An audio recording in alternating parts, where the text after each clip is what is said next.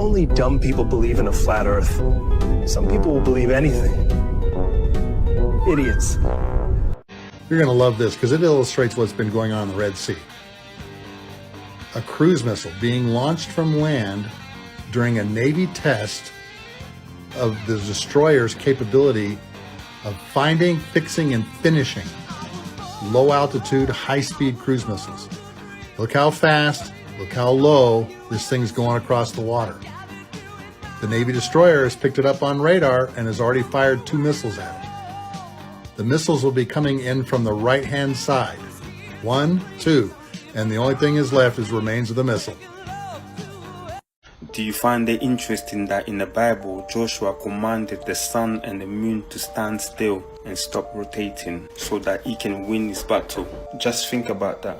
He did not tell the earth to stand still, and that's because the earth is already still. In fact, the Bible says the earth has foundations, is firmly established, and cannot be moved. And that brings us to one conclusion. The earth does not spin or travel thousands of miles an hour. We've been taught that the sun is a giant burning ball and everything else goes around it. But according to the Bible, this model right here is a lie. So Joshua knew that the sun and the moon make movements, and that's why he commanded them to stop. You don't have to believe me, but believe the Bible that the sun goes around the earth.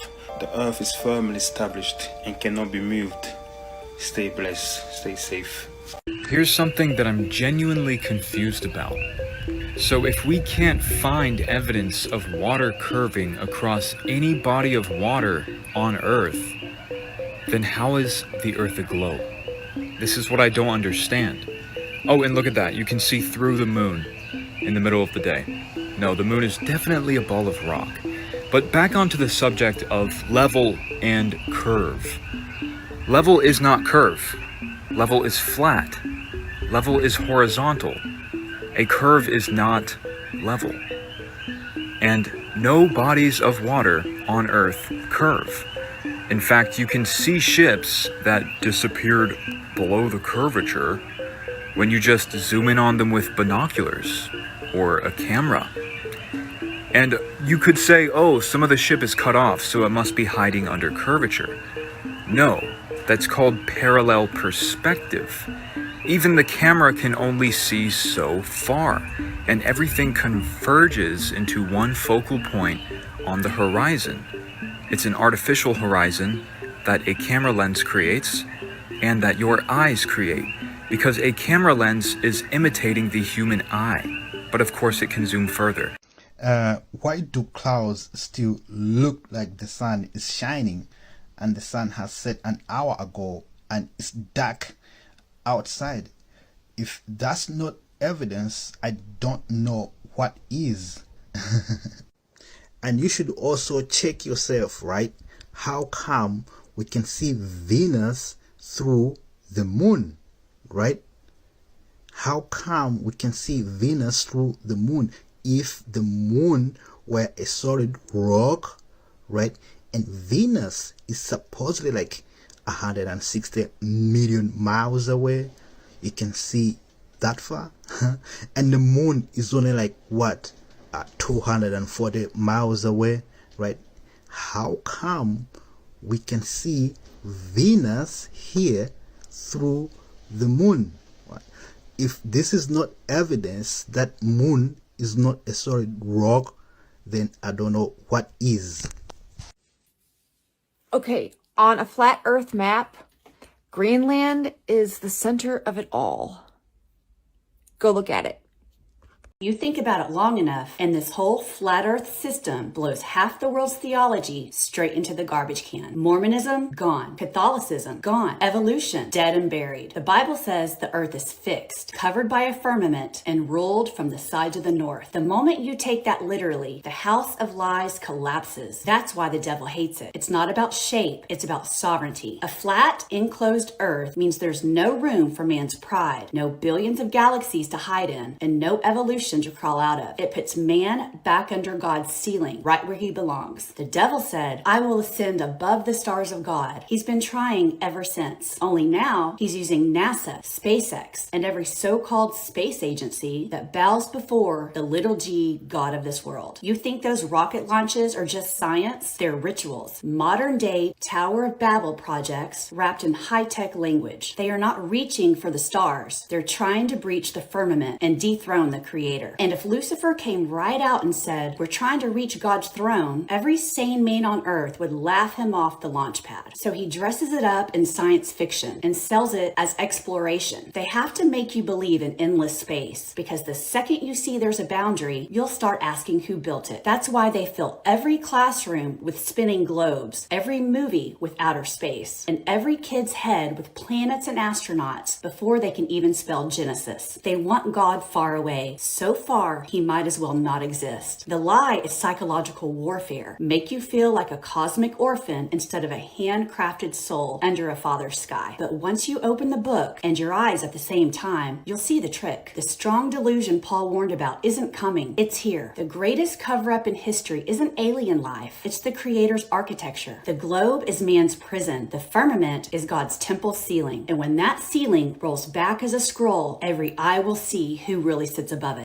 In this scene, upon the arrival of the third astronaut, we can observe how his right foot seemingly becomes entangled with one of the cables that supports him. Subsequently, we then see the same astronaut attempting to adjust the cable that is currently entangled around his foot using his right hand.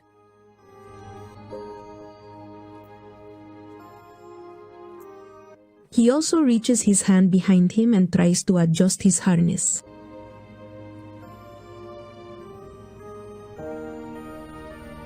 Feeling quite uncomfortable, he adjusts his suit to rectify the mistake. His partner, seeing this, joins him in adjusting his own.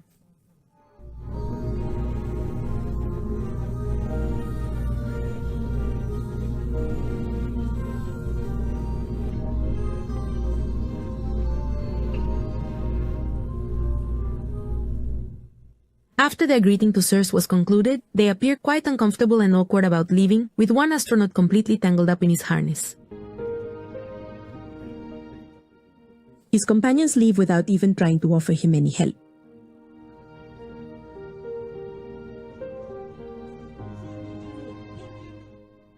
Until the very last moment, the astronaut on the right struggles to untangle himself without being able to accomplish it.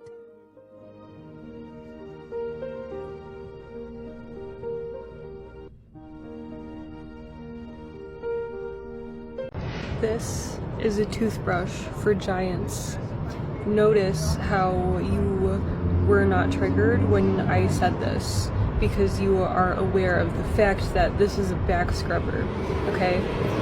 Now, if I were to say something absurd like the Earth is not a globe, then that triggers something inside you. You feel unease of some level, right? That is because we don't actually have the certainty that we put off, that we think that we have. We think society absolutely knows for certain, but we don't know that fully inside of us.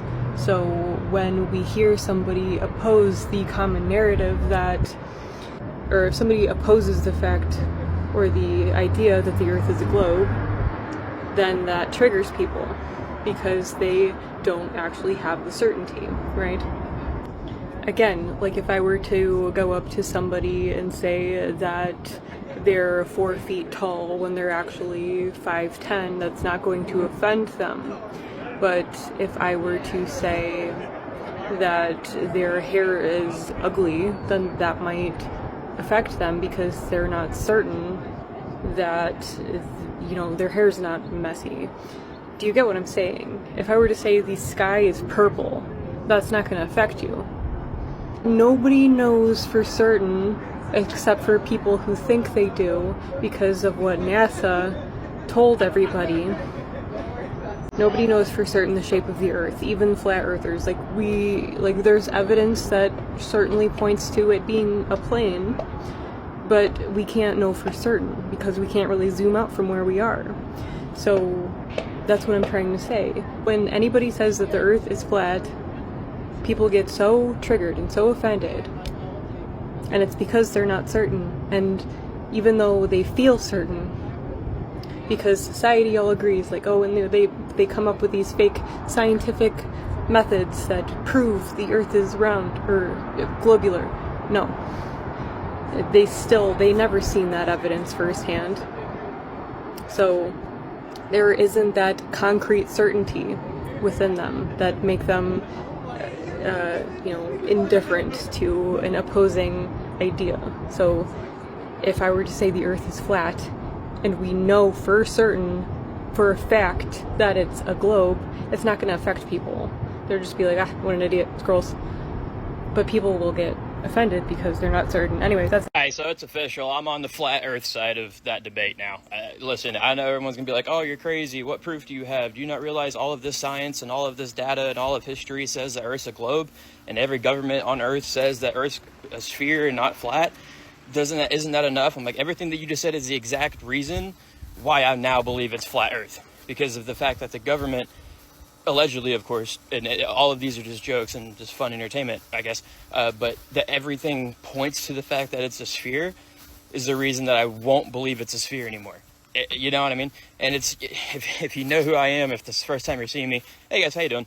I'm a part of the Flat Earth Club now, I guess. Thanks for having me, if you want me. But saying that, another big reason I think it's a flat Earth is kind of how it's described in the Bible. Makes a whole lot more sense that it's flat with a dome over it, which would give them some little bit of rooted in truth whenever they say, oh, it's a globe. Well, the globe is something called the firmament, and like space doesn't really exist because space is actually like water, and like that's why if you look at the stars, it looks like really, really close. It looks like if you shine a light through a glass that has water in it, that reflection in it looks the exact same as a star. And it's also like the sun's a super bright star, right? And it's like 93 million miles away or something crazy. How come whenever it like shines down on Earth, it's in straight beams, like straight beams of light? Because if it was a beam of light hitting a sphere, wouldn't it bend the light? You know what I mean? And then like whenever people fly in planes, like the pilots don't have to account for the sphere, like the curvature of the earth, like they don't have to point their nose down, or like there's just so many things that's so much easier to explain with Earth being flat. And then it's like, well, what's the big deal?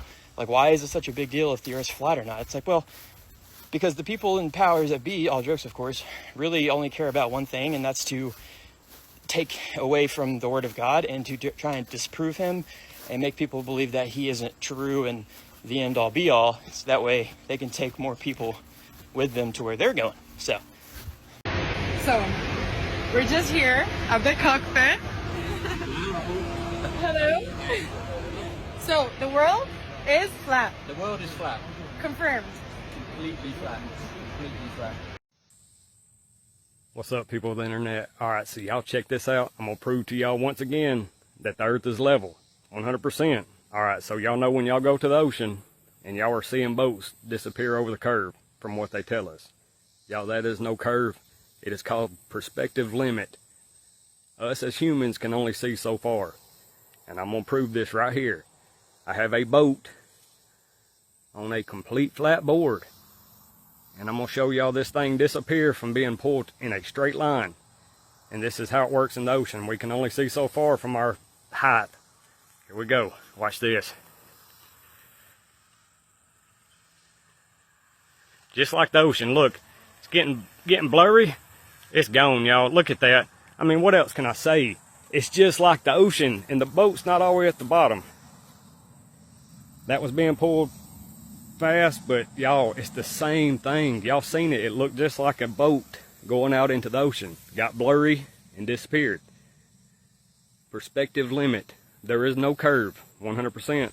The earth is flat. There y'all go. So I gotta hand it to the flat earthers. Like, I'm new to this whole flat earth idea. And for fun, I started watching some videos. I mean, I just went down a rabbit hole one night. Just how they have an answer for everything. Ice wall maps, pilots, testimonies from pilots and things. Shipping routes, and how they bend the maps and like the cables. that I can see why there are so many people who believe the earth is flat. Shows that, like, for me at least, how much people do not trust institutions anymore. You know, because we've been lied to so many times that, like, everyone's just like, you know what? Everyone's a liar. Everyone lies.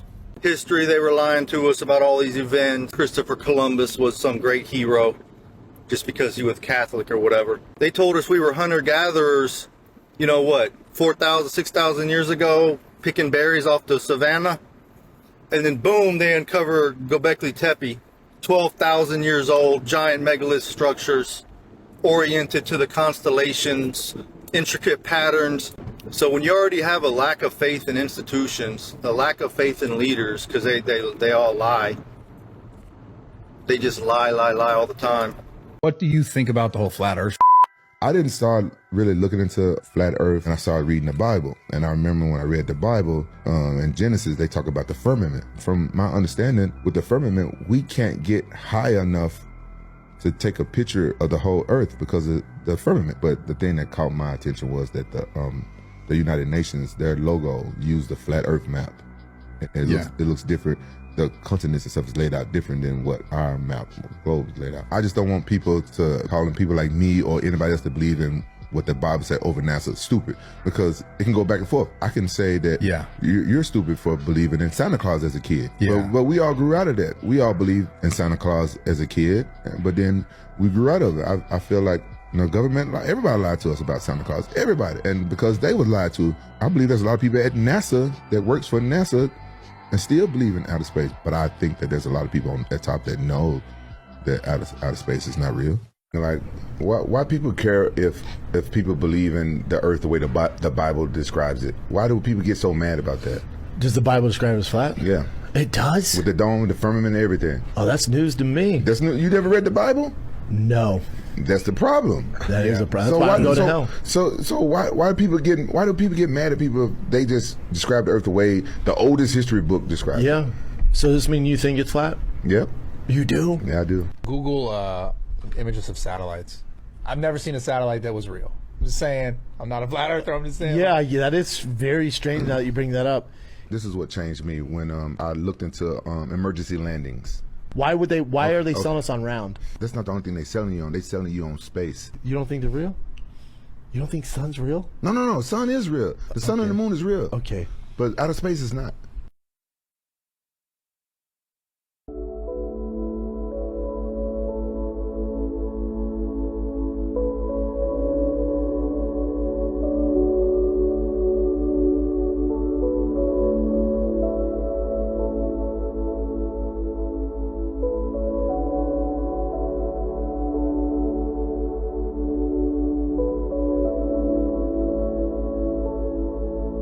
The Flat Earth map dates back over 1,000 years. This map is credited to being created by a Persian astronomer. His name was Al-Biruni and he lived between 973 AD to 1048 AD. It's the official map of the United Nations and also the United States Geological Survey. It used to be present in many places before the creation of NASA and the Antarctic Treaty in 1959. Here you see it with Admiral Byrd. This map has been restored by Dmitry from Russia with suggestions of mine, Eddie Alenkar. Known by my YouTube channel Flat Earth Banjo, I asked Dmitry to include the Bermuda Triangle and Point Nemo, a place deep in the Pacific where NASA buries rockets. Then Robert Tozzi, a professional mapmaker, came along and enhanced the map even more. There are many people now selling this map online, but if you could order it from my online store, I would greatly appreciate it. Visit my online store now and order one of the items. I humbly thank you.